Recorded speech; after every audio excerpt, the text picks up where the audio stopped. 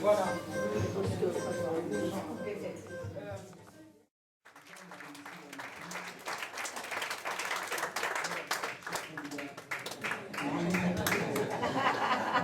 Installez-vous à la tribune, enfin au micro plutôt. Voilà. Alors, il est d'usage que le jury vous pose quelques questions pour savoir un peu ce que vous faites dans la vie, enfin, ce que vous faites pas, effectivement.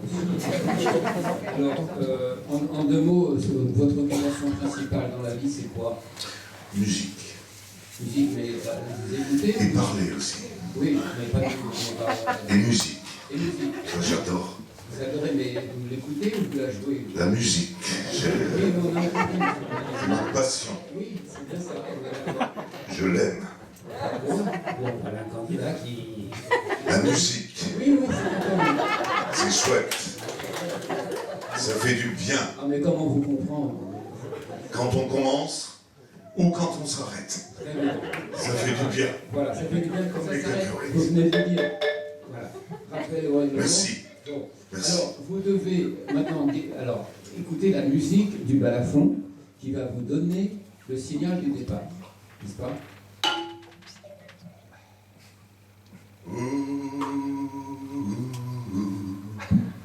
Tu as eu bien le temps, bien le temps. Michel, nous voici donc réunis pour ce dernier adieu. Toi qui nous as quittés, qui l'eût cru? Trop tôt. Certes, ne le cachons pas, ta personnalité forte, comme ta voix, le timbre de ta voix, aura partagé l'opinion, mais n'aura jamais rendu indifférent. Je dois l'avouer moi-même, puisque tu aimais tellement la sincérité, pour paraphraser et m'approprier par la même occasion les mots, la phrase. C'est la citation célèbre de Saint-Pierre des Proges du Limousin. Le jour de la mort de Barassin, j'ai pleuré comme un homme. Alors que, c'est curieux, quand j'ai appris la disparition, Michel, j'ai repris 2 fois des moules. Pourtant, je dois bien reconnaître que le cœur de millions de Français, des vrais, est aujourd'hui un peu comme une terre brûlée au vent des landes de pierre. Et que la même clameur monte à l'unisson, son. On pense encore à toi, au Wana, un peu comme au temps béni des colonies. Moi qui suis aussi un peu au temps béni de la colo, mais de la coloscopie. Te voici donc parti retrouver France Gall, ne l'appelez plus jamais France. C'est Jérôme, enfin, c'était Jérôme, Mireille Mathieu et tant d'autres. Hein? Quoi? Vous êtes sûr? On me signale dans l'oreillette que Sainte Mireille d'Avignon ne serait pas encore décédée. C'est étonnant, non, mais de son temps, on disait plutôt des vinyles. Elle est donc encore parmi nous et par conséquent, j'aurais pu la prendre pour ce concours d'éloquence. Et j'aurais fait un carton, Déjà que je voulais prendre Ardisson, je me suis dit, pas la Camarde. J'aurais dû me méfier, Sainte-Mireille. Saint-Guy Bedos de la contradiction disait déjà d'elle, on ne sait jamais où est Mireille Mathieu. Mireille Mathieu n'est ni de droite, ni de gauche. Elle est où on la pose. Mais revenons à toi, Michel. Le rire du sergent ne résonne plus dans les balles populaires. Les vieux mariés se rappellent émus la rivière de leur enfance, lorsque la maladie d'amour les avait emportés en chantant 10 ans plus tôt. Et quand les ricains n'étaient pas là, mais faisait la java de Broadway, et que lui disait à sa belle, à toi, la femme des 80 années, je vais t'aimer, mais, comment ne t'a jamais aimé, mais. Et forcément les hommages affluent. Saint Kenji des Sainte-Marie a également tweeté en hommage. Oh, combien de chanteurs, combien de capitaines qui sont partis joyeux faire des courses lointaines et puis qui sont pas revenus. Saint Gérard le Normand réactive sa chanson « Michel, c'est bien loin tout ça » et même les Lebrun de banlieue nous parlent de toi, Et maintenant, mes amis, mes frères ennemis, mes sœurs ennemies, vous allez pouvoir vous remémorer les bons moments passés sur les musiques de Michel en méditant sur la douce mélodie de la chanson de la petite Louane. Je m'en vais pas, je vole. Oh, oh, oh, oh. Voilà ce que j'aurais dû faire comme sketch à propos de Michel S. Jusqu'à ce que je tombe sur une interview de Pierre Desproges à son propos et qui mettait en valeur les qualités du chanteur aux yeux de Pierre Desproges, sa voix, la qualité de ses productions, le travail artisanal, cet artiste talentueux, perfectionniste. Le choix de ses collaborateurs de la belle ouvrage, dit Desproges, et qui vient me rappeler que mes emportements adolescents sur les prises de position supposées de cet homme ne suffisent pas pour le juger. Moi qui ai beaucoup admiré la Pépinière, j'aurais dû me douter de la complexité humaine. J'ai pas pris mon souffle. Mais j'adore la musique. Je sais pas si je vous ai... J'adore. Merci beaucoup. Merci. Merci. Vous pouvez l'embrasser, il n'y aura pas de... Merci. Voilà, on va donner le départ dès que Nathalie a ses commentaires. Par où commencer pour résumer en peu de temps la vie de ce grand homme qui a tant marqué non seulement la musique française, mais la France dans son entièreté. Il s'était depuis peu retranché dans ses terres, brûlées par les feux qui ont ravagé le sud-est de la France, et s'est entouré de ses proches qu'il a tiré sa révérence. Nous connaissons bien sa carrière très prolixe, avec 26 albums studio, 20 albums live et plus de 100 millions de disques vendus, le classant parmi les plus grands vendeurs de disques français. Quand j'étais petite fille, je me rappelle d'ailleurs passer beaucoup de temps chez mes grands-parents à éplucher ces CD pour choisir lequel accompagnerait mon après-midi. J'adorais faire mon cahier de vacances en chantant. Si nous pouvons d'ailleurs revenir sur son enfance, saviez-vous que ce chanteur était un Nepo Baby? Eh oui, toute sa famille baigne dans le milieu artistique, plus précisément musical, pour son père et son grand-père. Il a donc largement bénéficié d'un accès facilité au succès grâce à sa famille, bien qu'il disait dans une interview en 2017 « Je suis attaché à l'idée que chacun doit gagner sa place, pas la réclamer. C'est ça, la vraie justice. » Bon, plus facile de la gagner quand papa et maman avaient déjà tous les contacts des cabarets parisiens, hein Michel? Mais bon, trêve de plaisanterie. C'est quand même qui nous aura bien fait rire, ce Michel. Par exemple, est-ce que vous vous rappelez la fois où il voulait aimer tellement fort une femme qu'il en ferait pâlir tous les marquis de Sade? Bon, les raisons pour lesquelles on voudrait surpasser un homme qui a donné le mot sadisme me laissent un peu perplexe. Mais bon, qui suis-je pour juger ce grand monument de la musique française? Et de toute façon, c'était pas notre Michel qui était du genre à avoir peur de faire la polémique, comme il nous l'a montré tout au long de son illustre vie. Nous avons en face de nous un homme qui s'est quand même fait cancel par le général de Gaulle en personne.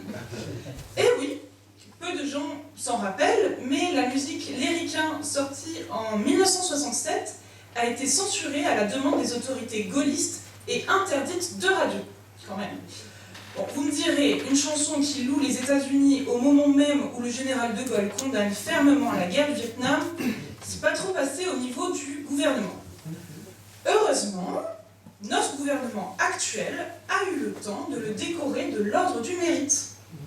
Comme l'a si bien dit un proche de notre président, il a su diagnostiquer des décennies avant Michel Houellebecq le mal-être masculin dans ses textes. Et n'en déplaise aux féministes, pourquoi ne pas le décorer, hein? qu'il avait quelques paroles qui ne passeraient plus très bien aujourd'hui. Je pense notamment à sa fameuse ode au temps béni des colonies, ou bien les paroles « J'ai envie de violer des femmes, de les forcer à m'admirer ». Mais bon, c'était Michel, un comédien macho, rigolo, qui aimait incarner différents personnages. Vous remarquerez que par ailleurs, il ne se sera jamais fait passer pour un gilet jaune ou Greta Thunberg qui milite pour le climat. C'est un autre sujet. Et cet homme, qui disait qu'il jouait un rôle, qui n'était pas l'homme de ses chansons, ça lui arrivait quand même de faire 2-3 blagues sur le consentement pendant ses derniers concerts, ou de dire que pour lui, MeToo était un mouvement dangereux. Bon, c'est juste que le personnage se mêlait un peu trop à la personne, mais c'est juste la méthode actor studio des stars hollywoodiennes. Et oui, notre Michel, c'était un grand. Il va quand même nous manquer ce Sardou, hein. Heureusement qu'il nous a légué les lacs du Connemara, que nous pourrons chanter à chaque rassemblement amical, familial, ou même juste en réunion d'équipe. Et pour citer l'homme qui n'est plus, et qui manquera apparemment à quelques personnes, dont ma très chère grand-mère, la vie c'est plus marrant, c'est moins désespérant en chantant.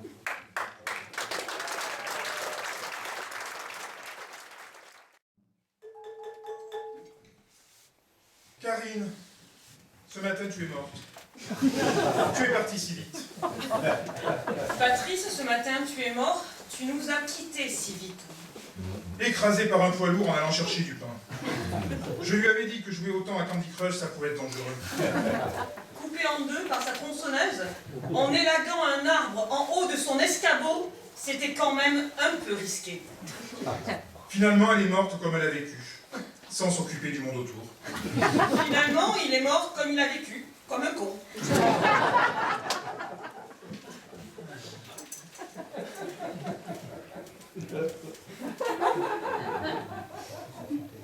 Karine, tu m'aimais à en mourir, et aujourd'hui tu m'apportes la plus belle preuve d'amour. Ah ouais, pas mal.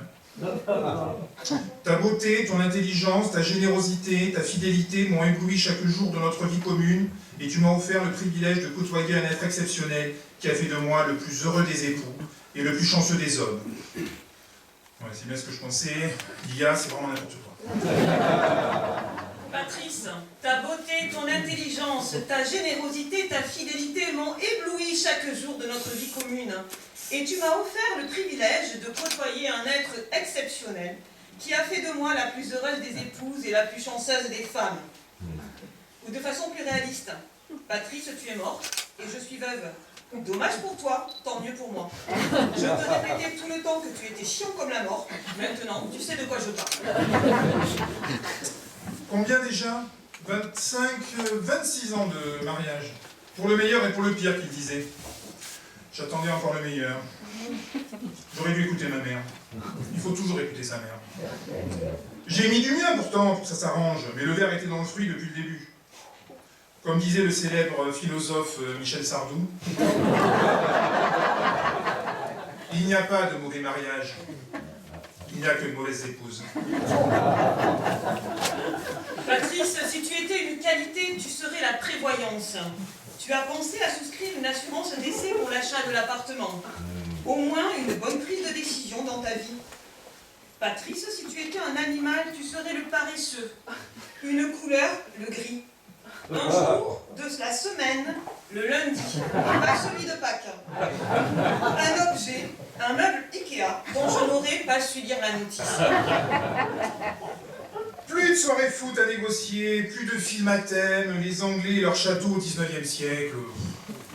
Plus de soirées foot à supporter, plus de soirées... Si, crois-moi, c'est une super série des années 80, tu vas adorer.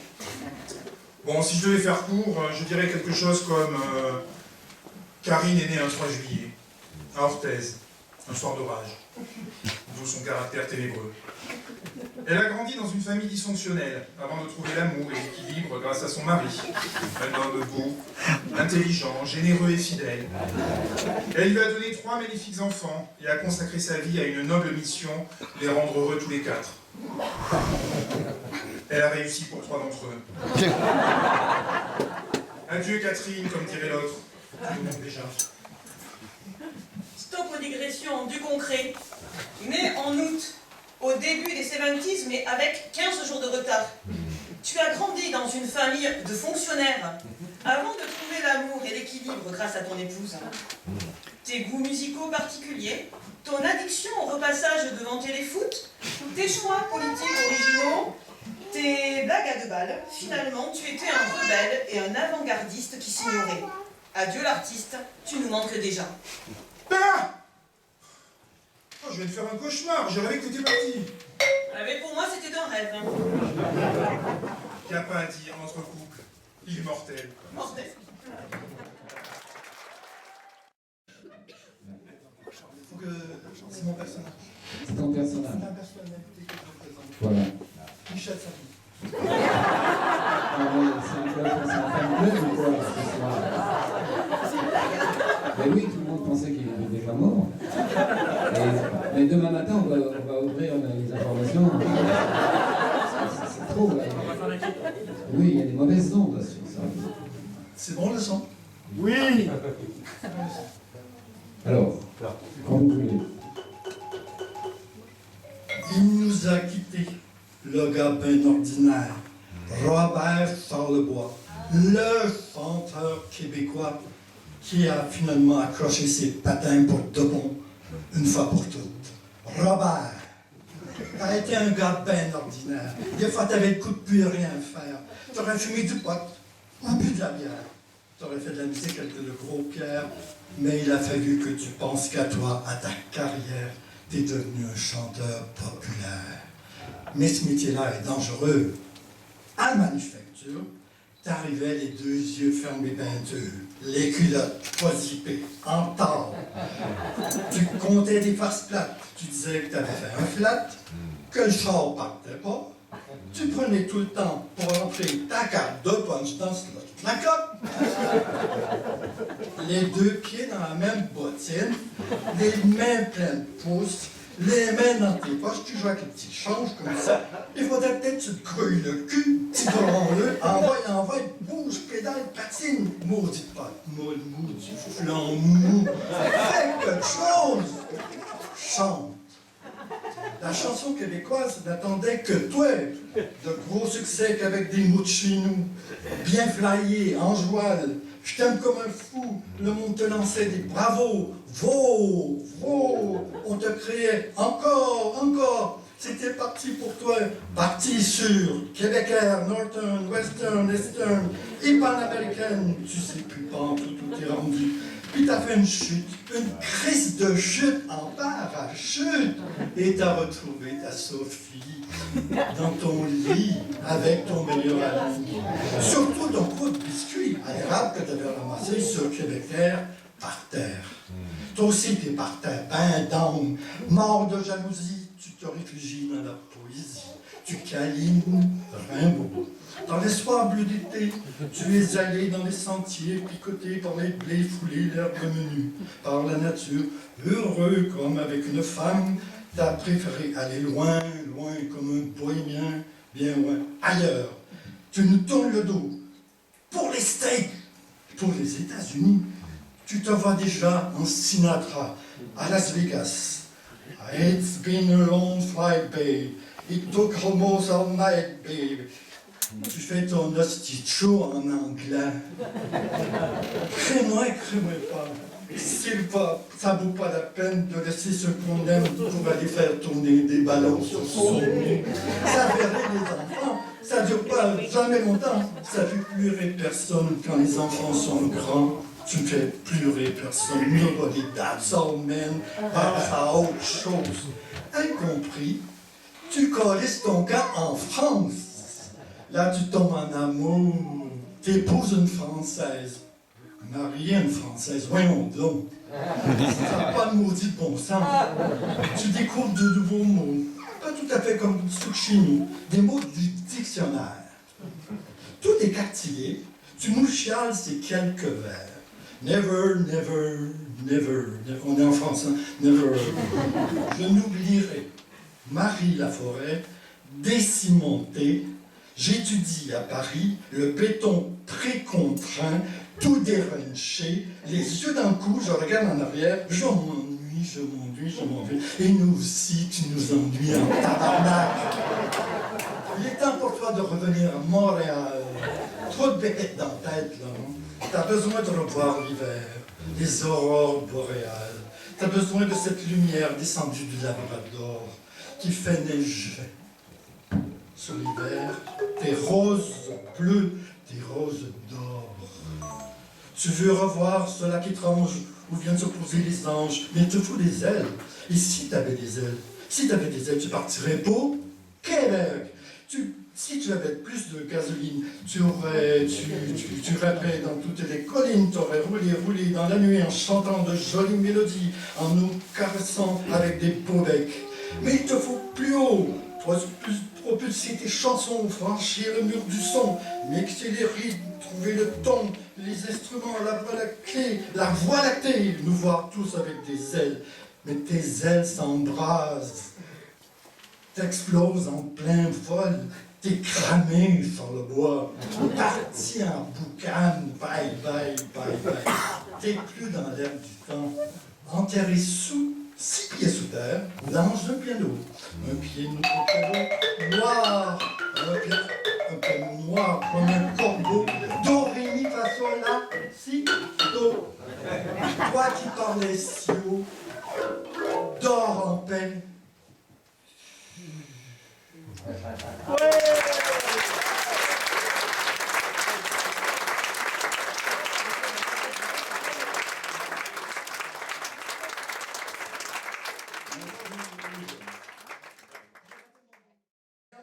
Il est enterré dans un piano noir comme un corbeau parce qu'elle a tout cassiné.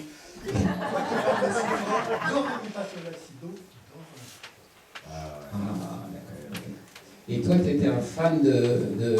Oui, parce que pas... Ça mais peut être insupportable. insupportable. Oui, Non, vous l'avez laissé d'ailleurs. grosse tête, tout ça. Ben non, il aimerait le français. Ouais, ça n'est pas aussi.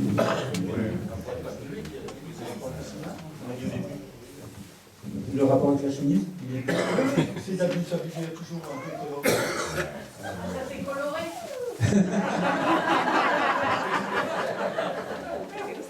Pour moi, oui. C'est un début. C'est comme la télé, il y a plein de blanc. Bon, bah merci, tu nous as fait voyager. Et c'est donné.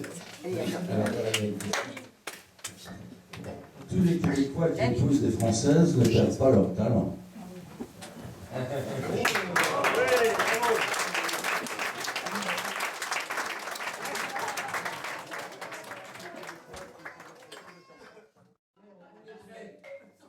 Cher Louis Sarkozy, ta famille d'honneur, ta famille politique, tes proches, tes collègues et tous ceux qui t'ont aimé sont ici ce soir pour te rendre hommage. Pour honorer ta mémoire, je vais librement m'inspirer du portrait qu'avait fait de toi Denis Tugdual, directeur de la rédaction de l'excellent hebdomadaire Valeurs Actuelles. Un garçon drôle, provocateur et attachant. Sans doute en référence à ton appel récent à brûler l'ambassade d'Algérie en réaction à l'arrestation de l'écrivain Boualem Sansal. Denis Tugdual avait en outre insisté sur le fait que tu étais un jeune homme pressé, cultivé, bouillonnant et attachant. Probablement en hommage à tes propos au sujet des bombardements israéliens sur le Liban. Qu'ils crèvent. Israël fait le travail de l'humanité ici. Absolument aucun remords à ce niveau-là. Qu'ils crèvent tous. Que ce soit sur CNews, LCI, le JDD, le Parisien, dans le portrait qui a été fait de toi dans le journal Le Monde, chez Valeurs Actuelles, sur Sud Radio ou Europe 1, tous voyaient en toi quelqu'un de parfaitement qualifié et donc légitime à intervenir sur absolument tous les sujets. Grâce à ton érudition et à ta visibilité, notre voix, nos positions, nos convictions se diffusaient largement dans l'espace public. Chacune de tes interventions laissait éclater au grand jour la profondeur de ta pensée, la pertinence de nos combats. Par exemple, lorsqu'à juste titre, tu dénonçais la destruction de notre civilisation et de notre culture par l'immigration de masse, l'autoflagellation culturelle et les dérives autoritaires d'une gauche avide de pouvoir. Tu avais d'ailleurs salué avec exaltation le discours d'investiture du président Trump. Ambition, force, clarté, grandeur, liberté, un discours d'un autre temps. Toi qui rêvais de voir triompher l'Occident, la liberté, les valeurs de la droite, toi qui mettais en avant la masculinité et les valeurs traditionnelles, qui a rappelé à quel point être en forme et physiquement fort est un avantage incommensurable sur ceux qui ne le sont pas. Tu rappelais évidemment en parallèle de cette ode à la masculinité de ce métier des femmes qui possède ce pouvoir purement féminin, celui de déstabiliser. Ton programme politique était limpide, injecter 1 kg de testostérone à droite et foncer. Tu espérais pour notre pays non pas 1, mais 4 ou 5 muscles pour s'attaquer à ces feignasses de fonctionnaires, ou un Javier Milei puissance 1000 pour redresser nos finances publiques malmenées par ces fascistes débridés. Et que ce qui lui manquait à la France, c'était un général. Tu rappelais surtout à chaque occasion ce que certains ont l'outrecuidance de qualifier d'arrogance civilisationnelle, que l'Occident est la meilleure création de l'humanité. En un mot comme en 1000 louis, tu étais l'avenir de ce pays. Voilà pourquoi nous sommes si nombreux aujourd'hui à rendre un dernier hommage à ta dépouille mortelle. Enfin, plus précisément à ta gournette et à tes glands de mocassin de chez Christian Louboutin, seuls éléments récupérés par les gardiens d'Alligator Alcatraz dans la déjection de Big Bone Harvey, le plus gros, le plus agressif des reptiles qui gardent cet endroit. Les circonstances de ta mort restent néanmoins troubles.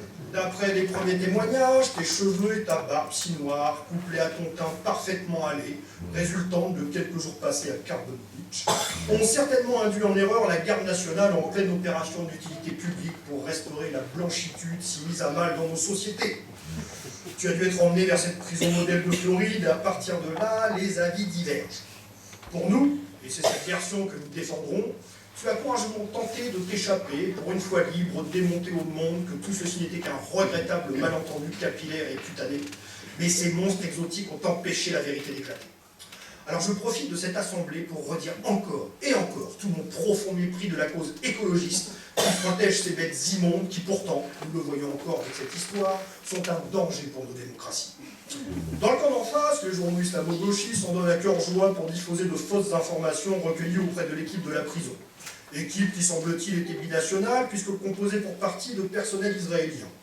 Aucun agent israélien lui-même divisé en 2 groupes, des élèves de 3e en stage de découverte et des agents du Mossad en mission conseil.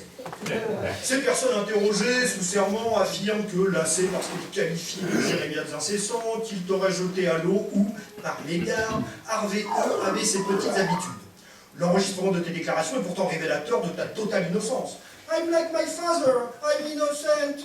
It's a complot from left, bitch, girlfriend of Hamas. C'est moi, my on purpose. Ces allégations, tu t'en doutes, ne dépasseront pas le cercle très fermé des lecteurs de ces torchons wokistes, le reste des médias étant évidemment inquiets à notre cause. Mais demain, lui, sera un très grand jour. Demain, jeudi, c'est notre niche parlementaire et je vais, en ton honneur, déposer une proposition de loi qui portera ton nom pour l'éternité.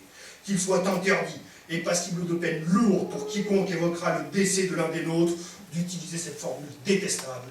Il a passé l'arme à gauche.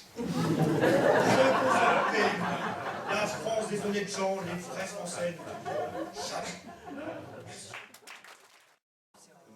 On fait connaissance avec ce comédien.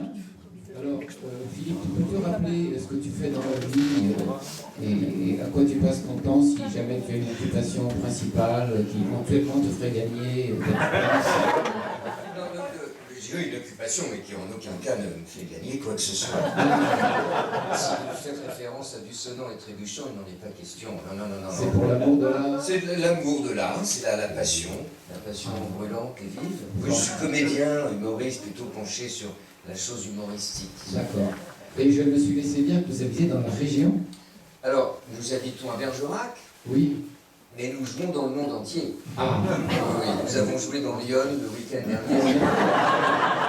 Vous avez pris l'avion ou non? Non, car nous sommes écologistes. C'est ce que je voulais entendre.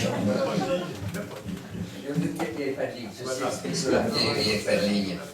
Bon, on vous connaît un peu mieux alors, en fait. Voilà. Merci. Eh bien, écoutez, Nathalie... Une mort injuste, imprévue, incompréhensible, Jeff Koons. Oui, Jeff, te voilà tout seul, sur les tessis de la terre. Tu pourras te taire et cesser de te répandre. Étant peu doué pour la langue de Shakespeare, je n'avais jamais su s'il fallait prononcer Koons ou Koons.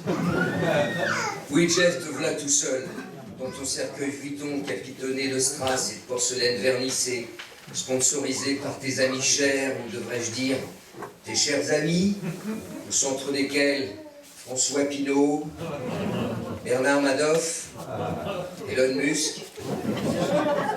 Car tu as toujours su bien choisir tes amis et ce fut là une de tes grandes réussites.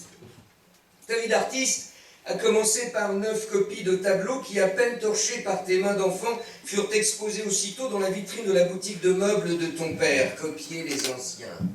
Copier les anciens, une des étapes fondamentales du chemin initiatique de l'artiste. De la copie à l'imitation, il n'y a qu'un pas, n'est-ce pas? De l'imitation à la falsification, un autre pas suffit. De la falsification au plagiat, un petit pas de plus pour l'homme. Du faux au fake, peu s'en faut également. Mais comme tu le sais, mon Jeff, copier, c'est coller. C'est coller. Ce qui te valut quelques condamnations juridiques tout au long de ton parcours, quelques tâches dans le CV, loin du dripping pollockien, des rayures dans le carré or, disons. Je renvoie au retentissant procès Naf-Naf ou Sniff-Nif ou Pouf-Pouf, qui te valut une condamnation définitive pour plagiat en 2021, et non pas pour parodie, comme l'auraient souhaité tes fans, car la parodie suppose un certain talent artistique. Ouais, vois-tu, mon Jeff. Grâce à toi, Jeff, c'est l'apogée du kitsch et les derniers fonds de poubelle du pop art qui s'épuisent sous nos yeux dans cet entre-deux siècles où le copier-coller est érigé comme un des beaux-arts. Mais comment s'en étonner lorsqu'il y a à peine plus d'un siècle, un certain Marcel Duchamp décida, non sans une ironie tout à fait normande, que l'art c'est la vie, ouvrant ainsi la porte des quincailleries pour en extraire des porte-bouteilles ou des cuvettes de toilettes destinées à représenter le XXe siècle dans les musées d'art moderne. Est-ce d'ailleurs un hasard si le chiotte originel d'Hermout naquit à l'Armory Show de New York en 1917? Je vous pose la question. De là à en déduire que les États-Unis seraient la terre promise des ordures ménagères, il n'y a qu'un pas que Jean Baudrillard n'hésita pas à franchir en désignant Andy Warhol comme le concierge du milieu de l'art. La différence fondamentale entre Marcel et toi, mon Jeff, c'est que Marcel était et restera à jamais le premier. Lorsque tu es et seras à jamais le dernier des néos. Des néo-kitsch, des néo-pop, des néo-cons, des néo-coons, des néo ce que tu veux. D'ailleurs, le centre Pompidou ne s'y trompe guère lorsqu'il organisa en 2014-2015 ta rétrospective en même temps qu'une rétrospective de l'âne artiste Duchamp. Je me souviens non sans émoi qu'il me fallut à peine 10 minutes pour parcourir l'ensemble de ton œuvre, alors que Duchamp exigea de moi une promenade méditative d'1h30 se terminant par le grand verre, cette équation mathématique composée d'artisanat, d'absurde et de chocolat. La seule preuve de l'existence de Dieu, tout de même. Ainsi, là où Duchamp se travestissait en rose c'est la vie pour traverser à pas peser les mystères de l'inframince, toi tu achevais son siècle avec des marchandises brillantes comme les lèvres glossies des Cicciolina Berlusconi. Ça, sans déconner, c'est de la mise en perspective historique, mon Jeff. Avec toi disparaît le charme des déambulations consuméristes dans les galeries des hypermarchés, Balloon Dog, Inflatable Rabbit, City Ballerina, de l'art gonflable, certes, mais surtout de l'art gonflant. Inflation oblige, allez, cons! Avec toi, la boursouflure tient son prospect. Il nous reste cette photo de toi dans ton beau costume bleu de jeune moneymaker, sourire dentifriciel. Tiens, encore du Baudrillard, accueillant bras ouverts les masses touristées au guichet d'une planète que tu rêvais en parc d'attractions. Chez toi, le quincaillier l'emporta sur l'artiste. Tous les goûts étant hélas dans la nature, y compris chez ceux qui n'en ont pas, d'aucuns m'en voudront évidemment de leur casser les coons. Après tout, puisque dans l'art, tous les coons sont permis, alors sors d'ici, peintre 10 coons, et profite de l'allée simple en fusée Falcon 9, offerte par ton ami Musc, pour t'envoyer en l'air dans un dernier orgasme. Je ne sais pas si on dit musc ou masque. Fly me to the coon. Let me play along the stars. Let me see what spring is like on Jupiter, on Mars. In other words, hold my hand.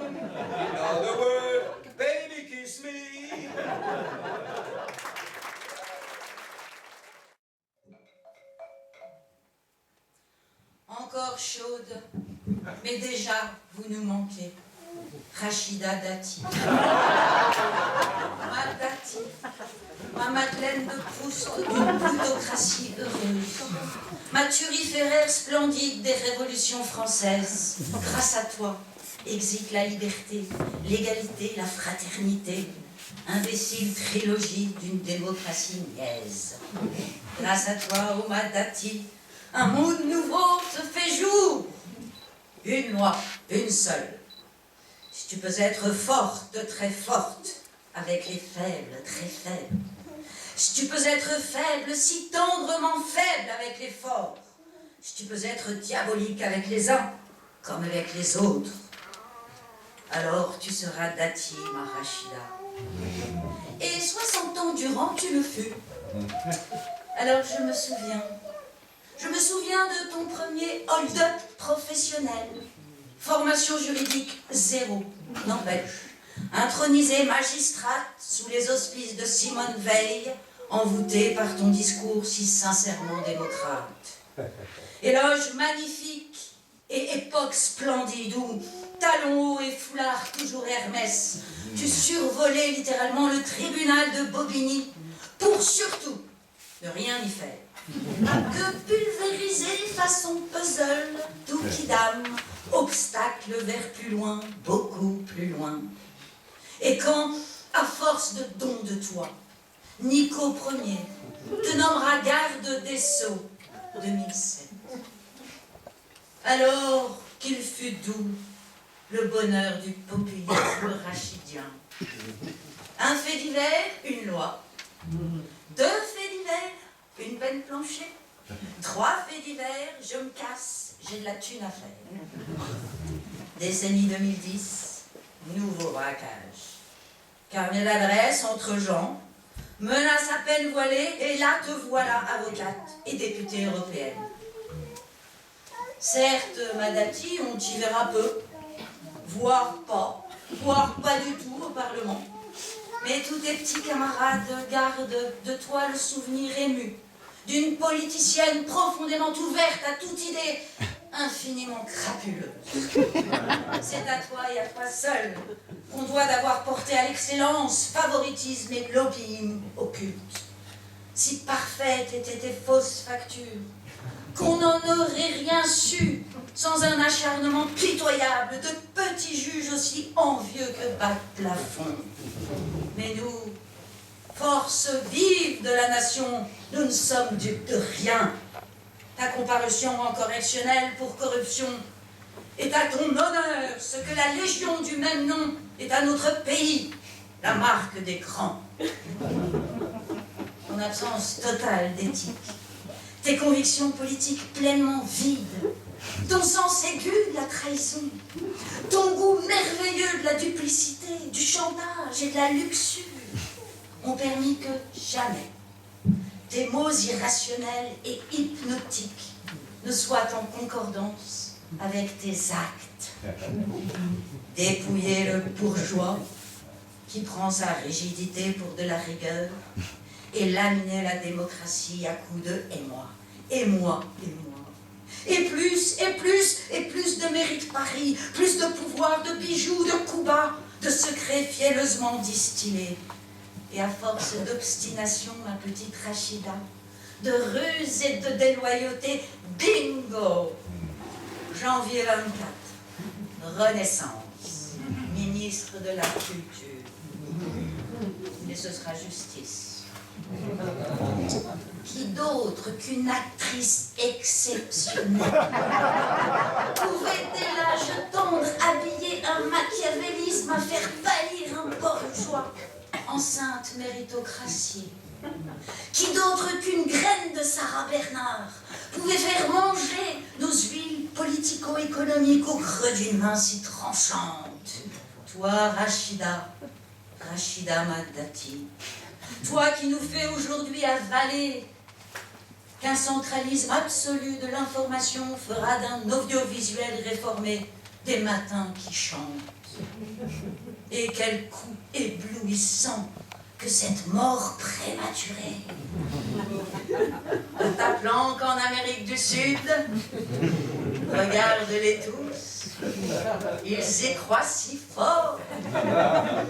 Mais déjà, tes messages, tes textos fusent. Si vous ne m'assurez pas une immunité, je plongerai, mais pas seul, pas sans vous, mes amis, mes amants. À bon entendeur, salut!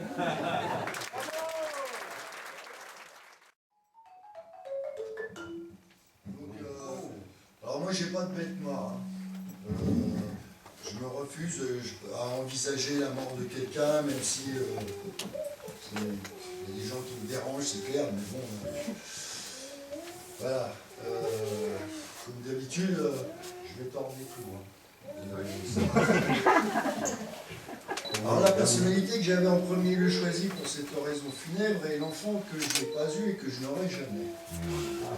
Par réflexion, bien qu'ayant trouvé plus méritant, je ne le ferai pas et je m'explique. J'ai dit à un fils.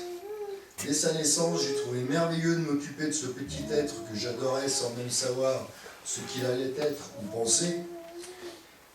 Quel plaisir de le voir naître, lui donner son biberon, son bain, le bercer, changer ses couches. Le voir faire ses premiers pas, entendre ses premiers mots, ses premiers gros mots. Bon, je reconnais quand il a commencé à s'habiller tout seul, j'étais moins joasse. Mais en pensant à la méthode de fabrication, j'avais envie de recommencer. Et balayer cette idée, parce qu'en omettant les contraintes, les craintes et les budgets, pour le premier, ça a bien marché, mais le suivant, qui n'est pas une personnalité, n'a pas, sauf dans mon idéal de personnalité, aurait pu devenir un être monstrueux tel que ceux dont nous sommes nombreux à penser qu'ils n'auraient jamais dû exister. Mais n'aurions-nous pas eu un regard différent si ces personnes avaient aidé de notre dépendance ? Le gros monsieur psychopathe mal poli shooté à la carotène et son ex-pote polygame soucieux d'améliorer les capacités et le sort des bonnes personnes bien pensantes et de bonne couleur. Le démocrate sociopathe nostalgique soviétique pacifiste et chancre du nazisme. L'urbaniste paysagiste empathique israélien. Le père aimant chinois, l'altruiste nord-coréen et autres humanistes de tous bords. Le religieux bienveillant et soucieux de la sexualité des femmes et des enfants d'abord. Le journaliste vendu de bonne foi. L'animateur radio, TV et autres influenceurs de la toile. L'homme politique ou d'affaires désintéressé. L'artiste autoproclamé. L'autre con qui met des chaussettes avec ses tongs. La boulangère souriante qui n'a plus de croissant à 9h du matin. L'employé de la préfecture logé au guichet 2, 6e étage, à qui vous demandez le laissez-passer A38, qui vous envoie au guichet 1, 2e étage pour y trouver le formulaire bleu qui permettra de l'obtenir, mais qui a été modifié comme stipulé par la nouvelle circulaire B65 et qui nécessite donc désormais un formulaire vert disponible au guichet 5, 14e étage. Et même si ce ne sont pas des personnalités, on est nombreux à maudire les 3618 espèces de moustiques répertoriés, qui, soit dit en passant, je viens de l'apprendre, sont des insectes pollinisateurs. Le chien du voisin qui hurle toute la nuit, et ces putains de piafs qui chient sur la selle de ma mobilette. Ah! On va légiférer là-dessus. Bon, j'arrête parce qu'il va bientôt plus rester personne sur cette planète. Il y en a un qui a trouvé la solution. Pour ne pas être embêté par les génères. Ah, je l'aime bien celle-là. Faut aller sur Mars. Moi, c'est les génères que j'enverrais bien sur Mars. Non, en fait, j'aurais pu faire l'oraison de celle ou de celui qui a eu l'idée du sujet de cette session, qui encourage des congénères à envisager la mort d'autres de ses congénères. Je ne ferai pas, et je m'explique. Comment peut-on se reconnaître le droit de décider, voire même d'estimer qui, quoi doit disparaître ou rester? Toute entité humaine, végétale ou minérale sont indissociables et indispensables les unes aux autres. Après tout, chacun d'entre nous a, en fonction de sa naissance, de sa culture, de son environnement et de ses acquis, ses propres raisons, sa propre intelligence, ses propres convictions, pense et agit en fonction d'eux. Pourquoi l'existence des uns aurait-elle plus ou moins de valeur que celle des autres? Les quiz censés évaluer le QI ne peuvent que mettre en évidence une somme de connaissances, ou au mieux des automatismes de calcul. On côtoie en permanence des personnes qui peuvent sembler mal avisées, voire inférieures, mais suivant quels critères? Les nôtres? Ces mêmes personnes nous dépassent à coup sûr dans divers domaines insoupçonnés. La diversité et la richesse qui rend notre planète si belle et intéressante.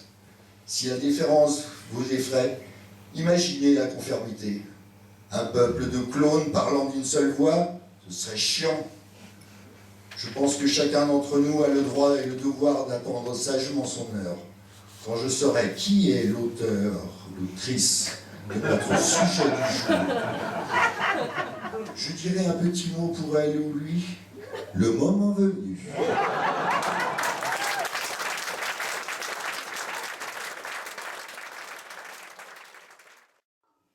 Éloge funèbre d'une vivante, libre, bienveillante et un peu marteau.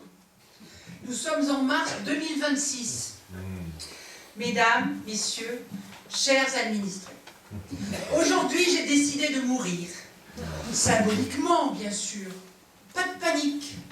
Mon cœur bat, mes vis sont triées, ma perceuse fonctionne parfaitement. Mais il m'a semblé juste, dans ce monde qui court, sans plan, sans niveau, sans fondation, de poser une stèle, une pierre étrange, celle de ma propre tombe. Pour y enterrer, non pas ma vie, mais tout ce que je ne suis plus. J'avais envie d'écrire moi-même cet éloge, parce que les gens comme moi, on n'attend pas la fin pour faire du bruit. On préfère parler de nous pendant qu'on peut encore le faire. Avec humour, honnêteté et un pinceau à la main. Moi, je m'appelle moi. Enfin, je m'appelais moi.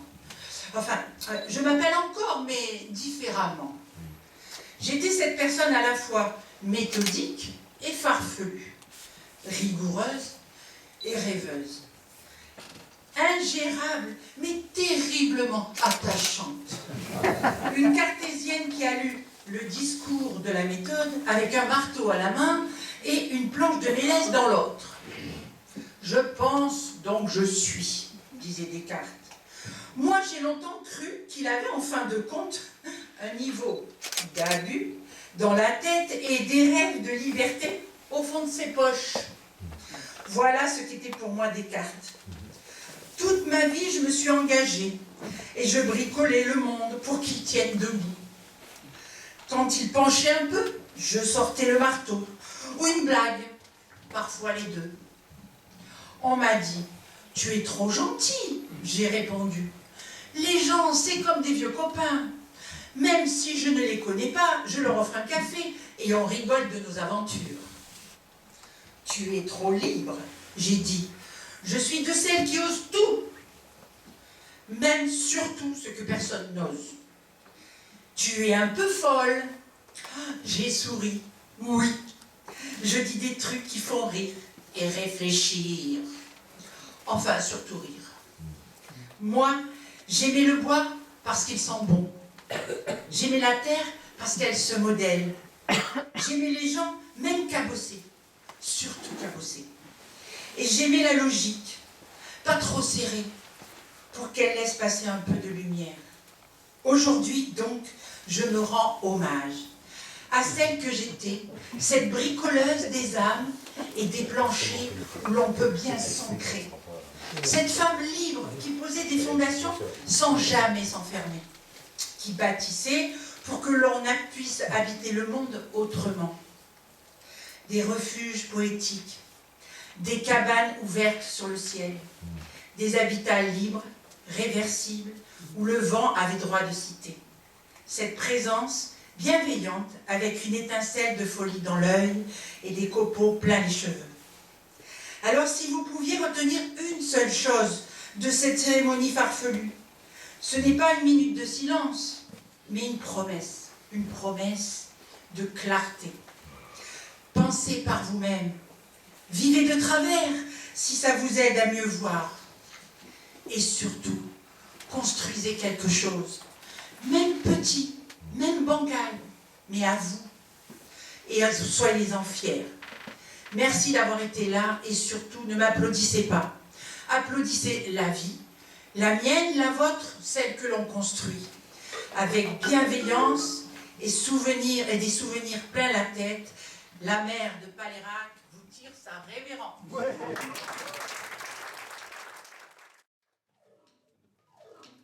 Une mort stupide, imprévisible, incompréhensible. Mes amis, Elon Musk nous a quittés. L'accident s'est produit lors d'une inspection de la fusée SpaceX. Ce jour-là, Musk avait pris sur ses épaules son fils, âgé de 10 ans, enregistré à l'état civil sous le nom de E égale MC. Or, à la fin de la visite, alors que l'enfant était redescendu sur le tarmac, son père ne put s'empêcher de saluer la foule, le bras tendu, avec une telle fougue qu'il perdit l'équilibre en arrière. En s'agrippant à une manette, Elon actionna la fermeture de la porte derrière lui. Ô triste sort, ô destin aveugle. Tous les efforts des secours pour débloquer la porte ou découper la carlingue sont demeurés vains. Mais le pire était à venir. Le jeune E égale MC2, jouant avec son téléphone portable, provoqua la mise à feu de la fusée, sans doute pour faire une farce à papa. Inconscient du drame qui se jouait sous ses yeux, le personnel de SpaceX salua le décollage de la fusée par des hurrahs heureux d'être débarrassés enfin du patron. Informé de cet incident tragique, Donald Trump n'a pu cacher son émotion, décrétant une semaine entière de réjouissance nationale, rendant hommage à son ex-ami, en le qualifiant, je cite, de « motherfucking fucking hell bastard fucking son bitch ». Quant au jeune E égale MC2, interrogé par le FBI, il n'a manifesté aucun remords, expliquant qu'en provoquant le départ de la fusée paternelle, il avait non seulement sauvé la démocratie, mais surtout évité un contrôle de maths le lendemain matin. À l'heure où je vous parle, des admirateurs venus du monde entier affluent sur le pas de tir au cri de « Elon, reviens !» attendant le retour de celui qu'ils appellent le Messie, seul capable de sauver l'humanité de l'idéologie gauchiste woke, des universités marxistes, des féministes transgenres et des taxis à l'ancienne conduits par des humains dégénérés. Musk aurait dû atteindre Mars dans les 6 mois. Il va s'en tirer, nous a confié Bridget, une de ses femmes venues de l'Oregon à pied. Je lui fais confiance, il a des réserves de coke, de kétamine, de 15 lavants pour 6 mois et 6 ans. Avec ça, il n'a pas besoin de manger. Erreur funeste. SpaceX explosa 2 minutes après son départ. C'est alors qu'une seconde fusée apparut dans le ciel, reconnaissable à son fuselage en forme de bouteille de vodka. Une fusée russe, une vieille Soyouz, rebaptisée Vladimir Ier, un cadeau pourri de Poutine à Trump quand ils étaient camarades. La fusée russe allait-elle sauver Musk? C'était sans compter sans le petit E égale LCD, ce facétieux jeune Allemand qui, avec son téléphone portable, fit exploser Vladimir Ier. Les parachutes de Musk et de Trump se retrouvèrent emmêlés. Avec sa canne de golf, Trump en profita pour frapper lourdement Musk, lequel sortit sa tronçonneuse et, dans un geste fou, sectionna tous les fils de parachute.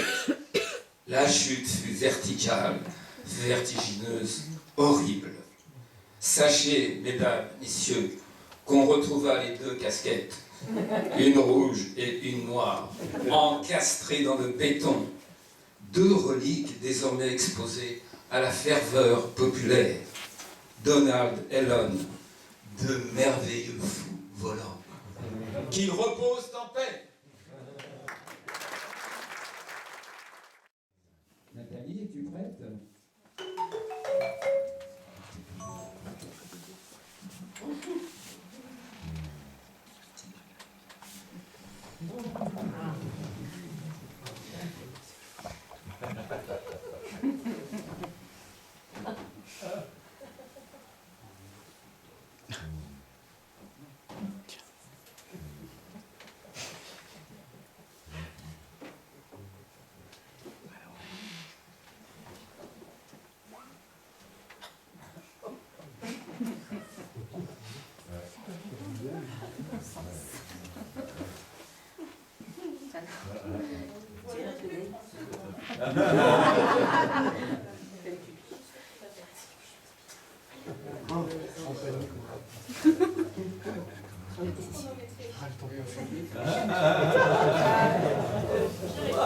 On va la mettre ceci.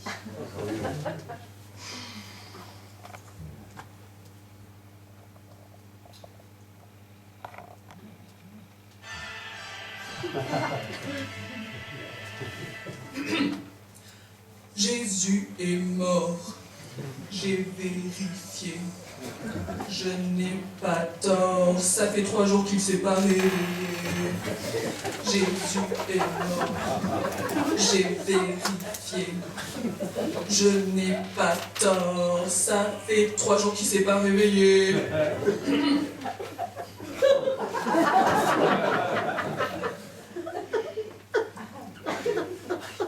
Dieu travaille de façon mystérieuse. Ou alors, il ne travaille pas du tout. Parce qu'après des années, des décennies, des siècles, nous apprenons la vérité. Jésus est mort. Mais pour de bon cette fois-ci. Et au lieu de nous aider à régler nos problèmes, et on n'en manque pas, le réchauffement climatique, la montée de la droite radicale, les suspicions de dopage de Pogacar, mais non, Jésus préfère se cacher dans les fins fonds de la pampa du paradis. Et de toute manière, j'ai envie de vous dire, tant mieux, tant mieux. Si on réfléchit bien, tout ce qu'il représentait, on l'avait déjà. Une figure paternelle qui n'est jamais vraiment présente, merci, mon père s'en occupe déjà. Il est parti chercher du lait il y a 27 ans, mais il va revenir, hein. Mais je attends toujours. La manifestation de quelque chose ou quelqu'un de divin. On a la prestation de Zidane en 98 pour ça, non? Une représentation d'espoir pour le monde. Je sais pas moi, on a peut-être notre sauveur français qui nous empêche de crouler sous les dettes, François Bayrou. Si ça vous suffit pas comme explication, je ne sais pas ce qu'il vous faut. Après, c'est vrai que si le Christ est mort, certains vont croire que les miracles n'existeront plus. Des miracles comme Trump qui ne serait plus au pouvoir, la paix dans le monde, le McFlurry qui retombe à 2,80, les apéros. Mais au-delà de la disparition supposée de miracles, je pense aussi que ça permet à l'homme d'évoluer. Il ne pourra plus se cacher derrière sa religion pour interdire à ses enfants de manger des bonbons pendant un mois. Le carême. Et ce sera fini ces débilités de « Non mais la gourmandise c'est un péché capital, hein ?» Oui, tu vas me faire croire que t'as jamais dit. Bon, je fais jamais ça, hein, mais reprendre une 3e part. Mais votre gâteau est tellement bon, Bérénice. Oh, oh, oh. Oui, bien sûr. Ou alors que vous êtes jamais enfilé un pot de glace, Häagen-Dazs, caramel, noix de pécan, d'une seule traite, tout seul. Ouais, mon œil. Enfin bon, trêve de plaisanterie et de blasphème. Tout ça pour dire qu'un monde sans Jésus ou sans Dieu serait peut-être plus paradisiaque. En attendant, je verrai à ma mort pour voir si j'ai raison ou si je finirai dans un des 9 cercles de l'enfer. Amen.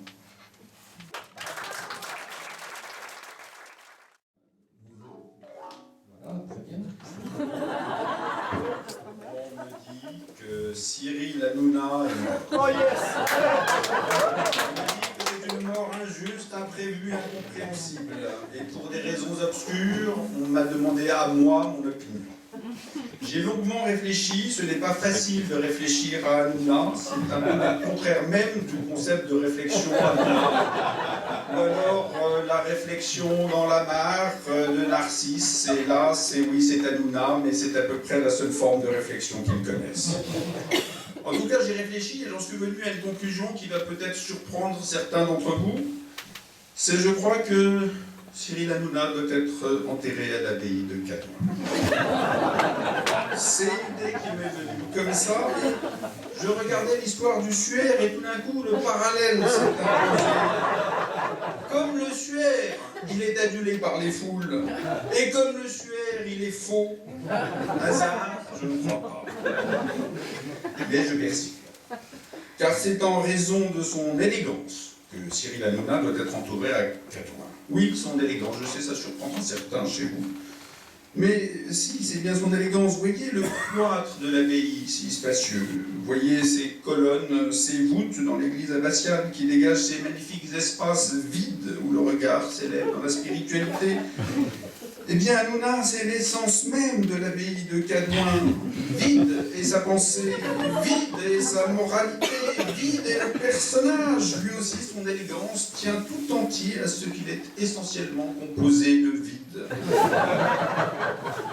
Oui, Cyril Hanouna, tu fais corps avec l'abbaye de Cadouin comme l'hélium fait corps avec le ballon. Et d'ailleurs, je vais vous le révéler, c'est comme ça que Cyril Hanouna est mort. Baudruche gonflé d'un ego toujours plus expansif, boum! Il a explosé. Il ne reste bien sûr que du vide et des morceaux de plastique coloré que le vent éparpille dans l'indifférence générale. Il était corps et donc il est devenu esprit, et à propos d'esprit, il faut parler de son humour. Car c'était la vraie force de Cyril, son humour, rire de tous et de tout, toujours, tel était son mantra.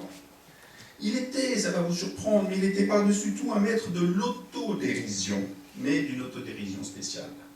Toujours empreint d'une éthique de l'autre, dans le souci de l'autre, avec un grand A, ce qui donnait cette merveilleuse synthèse qui lui était propre, l'autodérision appliquée à l'autre. Quelle leçon d'humanité facétieuse tu nous lègues, Cyril. Rire de l'autre, à la place de l'autre, comme l'autre aurait aimé rire de lui-même, si l'autre avait eu assez de lucidité pour apercevoir le caractère grotesque de sa vie de guimard. Mais Cyril, c'était enfin et surtout l'amour. On le surnommait Baba, c'est-à-dire papa d'amour, qui embrassait ses chroniqueurs, qui embrassait ses invités, qui l'appelait mes chéris, mes amours. Amour toujours désintéressé. Amour pour Emmanuel Macron en 2017, mais c'est un hasard. Puis pour Vincent Bolloré, quand il est devenu son patron, c'est aussi un hasard. Puis un amour quasi universel avec cette obsession de ceux qui souffrent, ces repris de justice, ces politiciens faillis, ces entrepreneurs moqués, c'est-à-dire Nicolas Sarkozy, Éric Zemmour et Bernard Arnault. Amour aussi d'une jeunesse prometteuse à laquelle il fallait tendre la main, ou une vieillesse qu'il fallait aider à vaincre avant la déchéance finale, c'est-à-dire amour pour Jordan Bardella et Donald Trump. Bien sûr, Cyril, ton amour illimité avait ses exigences. Comme le Dieu de l'Ancien Testament, tu savais châtier le rebelle refusant de t'adorer. Louis Boyard, député de la République, bien critiqué Vincent Bolloré, l'ami zélé qui te payait d'une gratitude touchante, suivie de 7-0. Tu le chasses de ton émission. Et avec quelle élégance, pour le rappeler aux limites de son intellect, ce petit Louis Boyard, tu lui avais donné l'exacte qualification de bouffon, d'abruti et de tocard. Puis craignant qu'un vocabulaire si choisi soit trop au-dessus de ses capacités objectives de compréhension, tu t'es mis charitablement à son niveau pour le traiter de merde. Toujours ce souci de l'autre. Cyril Hanouna, ta vie le démontre, tu étais immense, tu étais amour illimité. Certains t'avaient reproché des libertés prises avec la vérité, mais c'est absurde, tu étais la vérité. Cyril, on sait depuis Nietzsche que tu es mort, et j'entends Dieu me demander à l'oreille, est-ce que Hanouna me laissera entrer au paradis? Alors, c'est à l'abbatiale que tu seras enterré. On invitera Macron, il fera l'enfant de cœur. On invitera Bolloré, il fera le bedeau. Entre à Cadouin, Hanouna, le tombeau de tes vanités a été sculpté, il t'attend. Allez, bonne chance.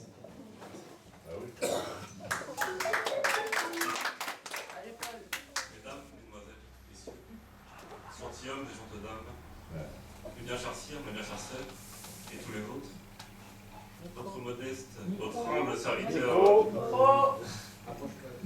serviteur se trouve en face de vous aujourd'hui pour honorer la mémoire de notre très cher Benjamin. Nous tous ici présents le gratifions pour sa mort plus que pour sa vie. Aucun cierge, fût-il à 2 euros, ne sera consumé pour honorer son tant attendu départ. Car nous respectons ces conditions, d'autant que nous redoutons le courroux que le blasphème laissera jusque par-delà sa mort. Ces modestes mots suffiront, je l'espère, à combler le vide existentiel que son absence laissera à jamais dans nos cœurs meurtris. Un si bref résumé de ses accomplissements ne constitue qu'une plaisante insulte à ses ambitieux desseins. Son combat sans faille contre le houmous restera une sorte d'inspiration souvent imitée mais jamais égalée.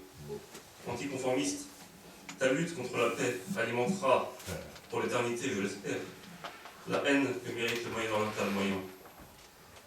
À la lumière de tes idéaux, nous comprenons aujourd'hui pourquoi le Fils de Dieu s'en éloigna, il préfère en quatre pieux et une croix. Adieu Ben.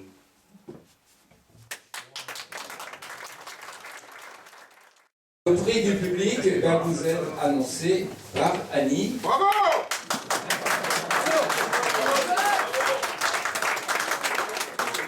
Vous seriez son fille, le numéro 7, Père. Bravo!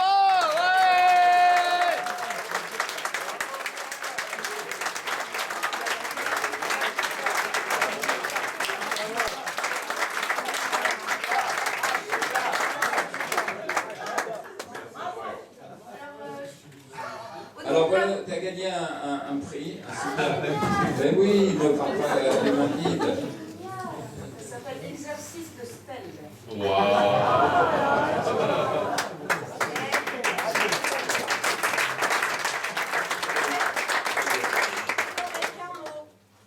La voyouterie, ça se mérite.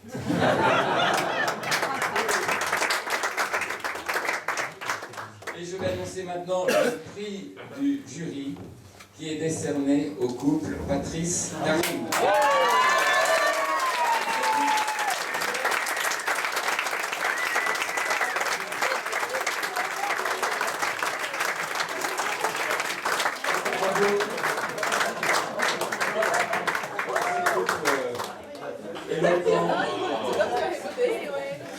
Voilà, qui gagne un trophée. Voilà, bravo. Alors c'est...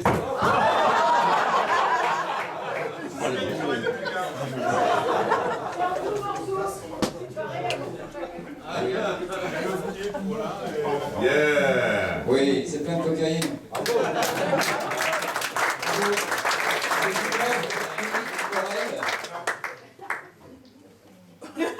Bravo Annie, j'avais vu le prix avant, donc je peux expliquer ce qu'il représente. C'est Calliope, la muse de l'éloquence. Wow. Un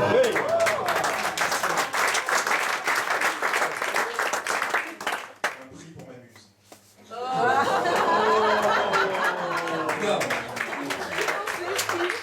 Formidable, voilà. Essuyer une larme et la soirée est complète. Bon.